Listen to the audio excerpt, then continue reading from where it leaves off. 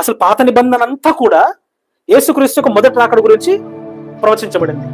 కొత్త నిబంధన అంతా కూడా రెండవ రాకడ గురించి ప్రవచించబడింది. వాస్తవానికి బైబిల్లో రెండే రాకడలు ఉన్నాయి. బైబిల్లో రెండే రాకడలు ఉన్నాయి, మొదటి రాకడ, రెండవ రాకడ. ఆయన అందుకే యెషయా గ్రంథంలో 61వ అధ్యాయంలో మీకు పోయినసారి ఎప్పుడో చూపించారు, హితవత్సం ప్రకటించడానికి, ప్రతిదండన చేయడానికి రెండే కార్యాలు ఉన్నాయి, ఇంకో కార్యం లేదు అక్కడ.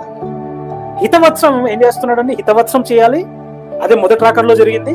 ఇప్పుడు ప్రతిదండన చేయాలి. ప్రతిదండన ఎలా చేస్తున్నాడు? ఆయన రాజుగా చేస్తున్నాడు. ఆయన రాజుగా, ఆయనకు ఒక రాజ్యం ఉంటుంది, రాజుగా ఆయన తీర్పు తీస్తున్నాడు, రాజుగా ఆయన, అందుకే యేసు రాజుగా వచ్చుతున్నాడు అని పాట కూడా పాడుతూ ఉంటాం. మీకు అర్థమైందండి? అందుకే గమనించండి, ఆయన ఈ రెండు పాత నిబంధన అంతా కూడా మొదటి రాకడికి సిద్ధం చేస్తే, కొత్త నిబంధన అంతా ఇప్పుడు ఈ రెండవ రాకడికి సిద్ధం చేస్తా ఉంది. అందుకే పాత నిబంధనల ప్రవచనాలన్నీ ఒక్కొక్కటి నెరవేర్చుకుంటూ వచ్చాడు ఆయన. మరి ఇప్పుడు రెండవ రాకడలో కూడా ఈ ప్రవచనాలను నెరవేర్చాలంటే కొత్త నిబంధనలోని ప్రవచనాలన్నీ నెరవేర్చుకుంటూ రావాలి ఆయన. నెరవేర్చుకుంటూ వచ్చాడు కూడా ఆయన.